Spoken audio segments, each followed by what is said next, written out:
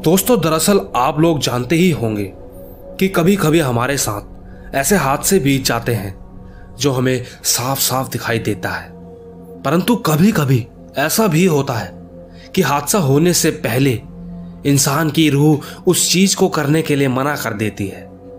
दरअसल ऐसा ही हुआ था दिल्ली में रह रहे राखी मंडल के पिताजी के साथ, जो कि एक ऑटो ड्राइवर थे। और जो उनके साथ हुआ उसे हम अच्छा सोचें या बुरा, ये तो वह खुद भी नहीं जानते, परंतु इस चीज को लेकर वो बहुत चिंतित थे। दरअसल दोस्तों, राखी के पिताजी रात के समय अपना ऑटो चलाया करते थे। कुछ समय से वह बहुत परेशान भी थे। उनके घर में सबको दिखाई दे रहा था कि वह काम को लेकर चिंतित थे, परंतु वह किसी से कुछ नहीं कहते थे। दरअसल कुछ समय में उनका काम कम चल रहा था। वह रात को ऑटो चला तो रहे थे, परंतु उन्हें फायदा नहीं हो पा रहा था जितना कभी पहले उन्हें होता था, क्योंकि अब रात को सवारी मिलना बहुत कम हो गई थी। परंतु एक दिन कुछ ऐसा हुआ जो कि राखी के पिताजी ने आज तक याद रखा हुआ है। दरअसल एक दिन वह रात को ही हमेशा की तरह घर से निकलकर आनंद विहार जाकर खड़े हो गए। वह हमेशा की तरह उस दिन भी अपनी सवारी का इंतजार कर रहे थे कि तभी अचानक दो सवारी उनके पास आई। वह मजदूर दिखाई पड़ रहे थे जिनके हाथ में गन्ने थे और उन्हें पीरागढ़ी जाना था। जब उन्होंने राखी के पिताजी से पीरागढ़ी जाने को कहा तो उन्होंने पैसे बताए, तो उन मजदूरों ने कुछ पैसे कम करवाकर ऑटो में बैठ गए। अब वह उनकी बताई जगह पर जाने लगे थे। रात का समय था, रास्ता जल्दी ही तय भी हो जाता क्योंकि रास्ते खाली रहते हैं। राखी के पिताजी ने अचानक ऑटो के शीशे से पीछे की तरफ देखा तो वो दोनों पीछे नहीं थे। उस ऑटो में बस गन्ने रखे हुए थे जो वो दोनों लेकर बैठे थे। वो एकदम घबरा गए कि अचानक वह कहाँ चले गए। ऑटो की गति भी तेज थी, तो ऐसे में वो कहाँ जा सकते थे। वह बहुत डर गए थे। उन्होंने तुरंत ऑटो रोककर वो गन्ने ऑटो से बाहर फेंक दिए और जल्दी से वहां से आगे की ओर निकल गए। इसके बाद उन्होंने अपना ऑटो सीधा अपने घर के आगे ही रोका। जब वह घर पहुंचे तो सब उन्हें देखकर चौंक गए कि वह रात को ही कैसे आ गए, जबकि वह तो रात को ऑटो चलाते हैं और सुबह आते थे। जब सबने उनकी शक्ल देखी तो सब लोग बहुत डर गए थे। उन्होंने सारी बात घर पर बताई। सब लोगों ने खुशी मनाई कि कुछ गलत नहीं हुआ। दरअसल दोस्तों, कोई नहीं जानता कि वह दो लोग ऑटो में बैठे थे कि वह बुरी आत्मा थी या अच्छी, परंतु जब भी राखी के पिताजी आज भी ऑटो चलाते हैं तो वो डर उन्हें आज भी लगता है। आइए दोस्तों, चलते हैं अपनी अगली कहानी की तरफ। दोस्तों, अक्सर आपने सुना होगा कि जहां पर अक्सर आए दिन किसी न किसी की किसी कारणवश मृत्यु हो जाती है, तो माना जाता है कि उन लोगों की आत्माएं उसी जगह पर भटकती रहती है। दरअसल माना जाता है कि उस जगह पर बुरी आत्मा का वास होता है, जो कि उस रास्ते से निकलने वाले लोगों को जिंदा नहीं छोड़ती। परंतु कुछ ही समय पहले कुछ ऐसा हुआ जिसे सुनकर आपकी रूह भी कांप उठेगी, और उस शख्स का नाम है आकाश, जिसने इस डर को काफी पास से देखा था, जो उसे कभी भुला नहीं पाया। दोस्तों, दरअसल यह घटना 2018 के गर्मियों के समय हुई थी, जब आकाश और उसके दोस्त बाइक पर ही घूमने निकल पड़े थे। परंतु वह जानते ही नहीं थे कि उनका यह सफर उनकी जिंदगी का आखिरी सफर भी बन सकता था। दरअसल आकाश और उसके साथियों ने प्लान बनाया कि वह कहीं बाहर घूमने चले जाएंगे और शाम तक ही घर वापस भी आ जाएंगे। वह बाइक से निकल पड़े अपने घर से करीबन 20 किलोमीटर दूर। वह पूरी तरह मस्ती करते करते गए, परंतु वह इतने मगन हो चुके थे कि उन्हें वहीं अंधेरा हो गया था।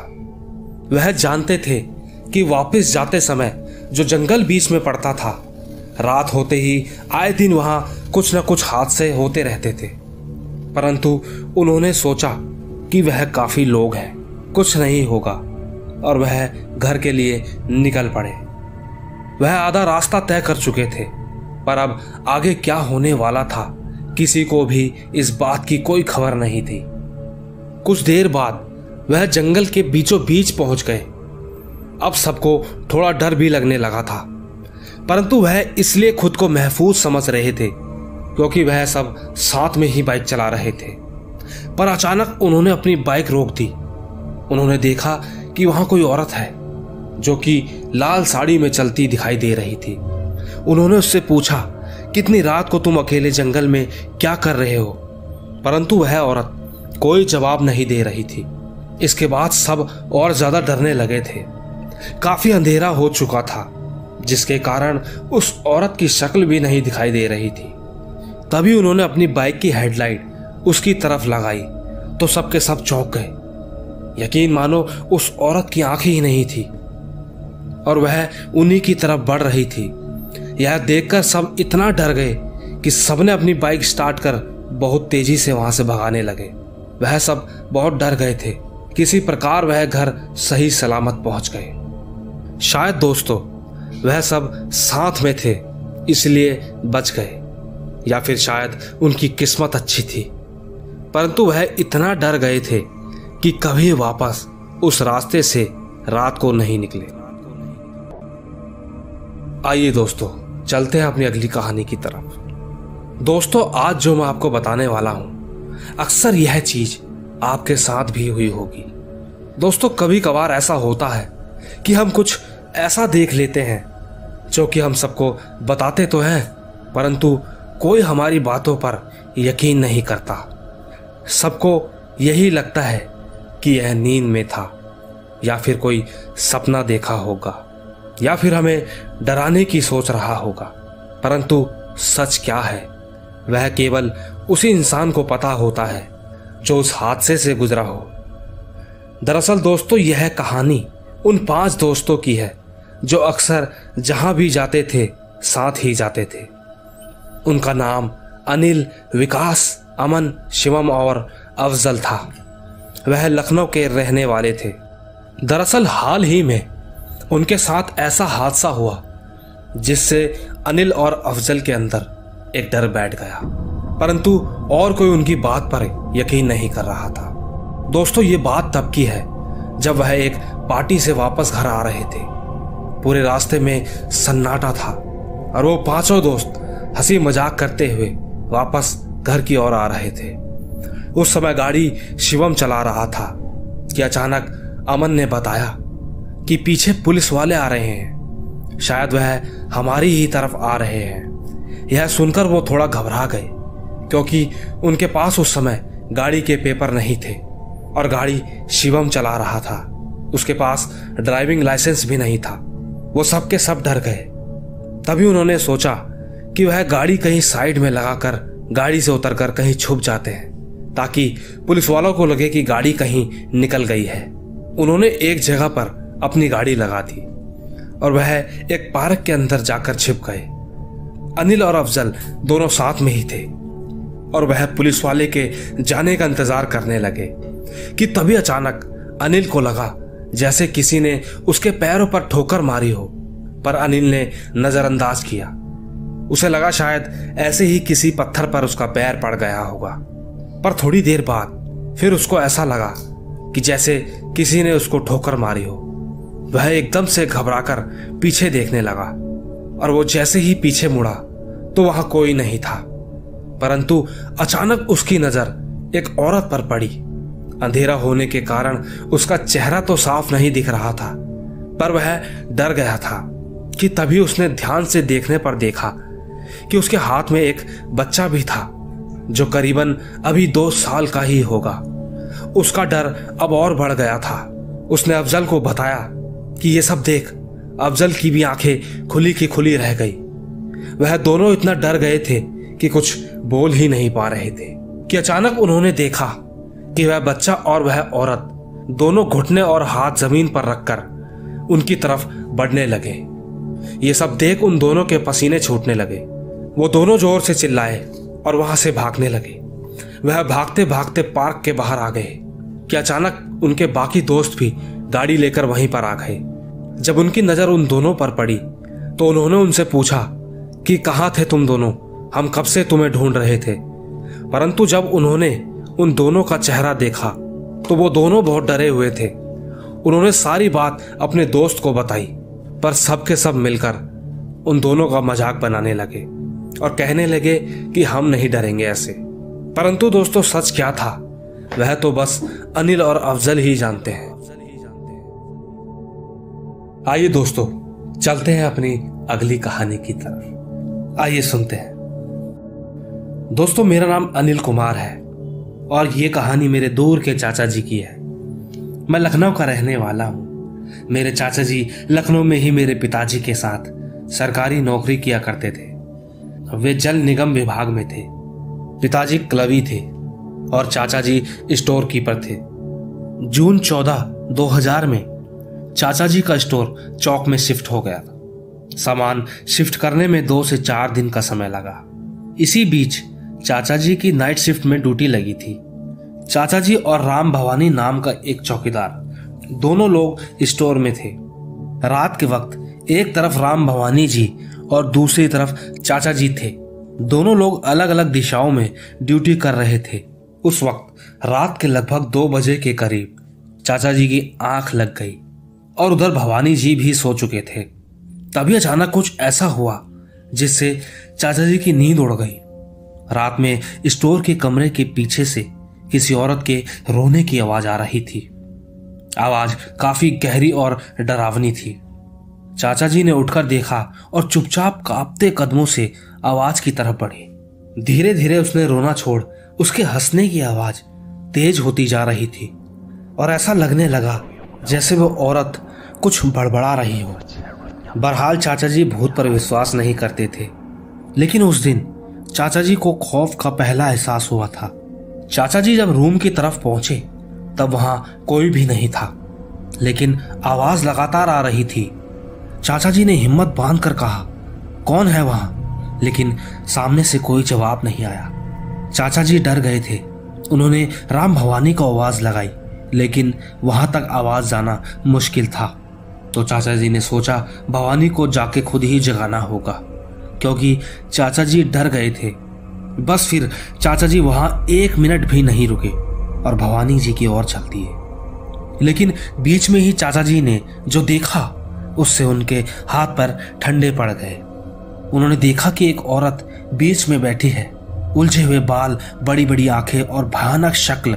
एक पुराने पाइप के ढेर पर बैठी हुई वो भयानक औरत जो कि लगातार हंस रही है। वो औरत अचानक हंसते हंसते रोने लगी और जब वह खड़ी होने लगी तो ऐसा लगा जैसे उसकी लंबाई बहुत ज्यादा है। चाचा जी उल्टे कदम से वापस भागे कि वो औरत उनका पीछा करने लगी और कहने लगी, रोटी बची हुए तो देव साहब। यह कहते कहते वह पीछे पीछे आ रही थी और फिर अचानक चाचा ने देखा कि वह एक पेड़ के अंदर घुस गई और उसी में कहीं गायब होकर रह गई। यह देखकर चाचा जी की चीख निकल गई और वो बेहोश हो गए। जब सुबह राम भवानी जी ने चाचा जी को देखा तो उन्हें जगाया, लेकिन चाचा जी को होश न आया तो भवानी जी ने उन्हें किसी तरह अस्पताल पहुंचाया। दोस्तों इसके बाद चाचा जी को होश तो आ गया, लेकिन उनका आधा शरीर लकवाग्रस्त हो गया। उनको ठीक होने में 1 साल लगा। तब जाकर चाचा जी ने यह सारा वाकया बताया, लेकिन किसी ने भी यकीन नहीं किया और बस इसे चाचा जी का वहम कहकर बात खत्म कर दी। लेकिन वहां के पुराने स्टाफ के लोगों ने जब यह सुना तो चाचा जी की बातों पर यकीन हो गया, क्योंकि उन लोगों को भी वहां पर ऐसा ही कुछ एहसास हुआ था। अब दोस्तों ऐसा कब से है ये तो नहीं पता, लेकिन आज भी वहां ऐसा एहसास होता है। चाचा जी से यह सब सुनने के बाद मैंने खुद इस बात की जांच की। वहां के लोगों से पूछा तो वहां के लोगों ने भी ऐसी आवाजें सुनने की बात कही। दोस्तों यकीन करें आज भी वहां ऐसी दहशत पाई जाती है। आइए दोस्तों चलते हैं अनिल कुमार जी की ही भेजी दूसरी कहानी की तरफ। दोस्तों आज जो कहानी मैं आपको बताने जा रहा हूं वह बहुत बड़ी नहीं है, लेकिन सच्ची है। यह कहानी मेरे गांव अटरिया की है। यह उत्तर प्रदेश में है। बात दरअसल 2005 के आसपास की है। गांव में हमारे पड़ोसी देशराज रावत रहते थे। उन दिनों वह रोज सुबह खेत निकल जाते तो शाम को ही घर पर आते। सभी सदस्य अर्थात देसराज और उनके पिताजी, देसराज की पत्नी और माँ, सभी लोग खेत में काम कर रहे थे। देसराज थोड़ा आराम करने के लिए बैठ गया था और कुछ देर बाद उसको चक्कर आने लगा। किसी तरह अपने आप को संभाला और शाम होने से पहले ही वह घर पर आ गया। घर पर आकर उसने मुंह हाथ धोया और चुपचाप चारपाई पर बैठ गया। देसराज की बेटी लक्ष्मी पानी लेकर आई तो देसराज ने थोड़ा पानी पीकर लक्ष्मी से कहा, थोड़ा शरबत बना दो। लक्ष्मी वापस रसोई में जाकर शरबत बनाने लगी कि तभी लक्ष्मी के पिता देसराज अपने हाथ के पंजों के बल से चारपाई से नीचे उतरे और जानवर की तरह दोनों हाथ और पैरों के सहारे चलने लगे और वे रसोई के पास आ गए। अपने पिता को ऐसे चलता देख लक्ष्मी डर गई और वह चीखने लगी। उसकी चीख सुनकर आसपास के लोग भी घर पर आ गए और देखा कि देसराज जानवरों की तरह चल रहा है। ये सब देख सब लोग डर गए। फिर कुछ लोगों ने देसराज को पकड़ा। देसराज थोड़ा छटपटाया और बेहोश हो गया। होश आने पर उसको कुछ भी याद नहीं था। अगले 3 दिन तक देसराज को बुखार रहा। चौथे दिन जब देसराज और उसके परिवार वाले रात में सो रहे थे तब अचानक से देसराज को कुछ आहट सुनाई दी। देसराज उठकर बैठ गया। देखा कि रसोई की ओर किसी की परछाई है। देसराज ने अपने पिता को जगाया और वे दोनों रसोई की तरफ बढ़े तो वहां जो उन्होंने देखा वह बहुत खौफनाक मंजर था। रसोई के भीतर एक लंबा सा भयानक शख्स वाला इंसान, जिसके बाल रसोई घर के बाहर तक जमीन तक बिछे थे, और वह जोर जोर से कहने लगा, तेरे 2 बैलों को मुझे दे दे वरना मैं खुद उन्हें ले जाऊंगा। दोस्तों यकीन मानो ये बात कहता हुआ वह उन लोगों की आंखों से कहीं ओझल हो गया था। उसकी आवाज से घर के सभी सदस्य जाग गए थे और डर के मारे किसी को नींद नहीं आ रही थी। सभी लोग कमरे से बाहर की तरफ बैठे रहे। किसी तरह रात खत्म हुई और सुबह हो गई। सुबह जब सभी अंदर जाने लगे तभी उन्होंने जानवरों की तरफ देखा। वहां जो कि उनके 2 बैल थे वो मर चुके थे। बैलों की मृत्यु के बाद देसराज की हालत ठीक हो गई। तब से सब ठीक ही है, लेकिन उस रात क्या बला थी यह कोई नहीं पहचान सका। पर गांव के बुजुर्गों का कहना है कि शायद वह कोई बड़ा शैतान था जो देसराज की जगह उन 2 बैलों को ले गया और वह ठीक हो गया। दोस्तों, आपको हमारी ये कहानी कैसी लगी कृपया कमेंट्स बॉक्स में ज़रूर बताएं। और अगर आप भी हमें अपनी कोई कहानी भेजना चाहते हैं तो डिस्क्रिप्शन बॉक्स में हमारा व्हाट्सएप और टेलीग्राम का लिंक है, जिस पर आप हमें अपनी कहानी भेज सकते हैं। हम उसे अपने शो में ज़रूर शामिल करेंगे। तो जल्द ही आपसे फिर मुलाकात होगी। तब तक के लिए गुड बाय।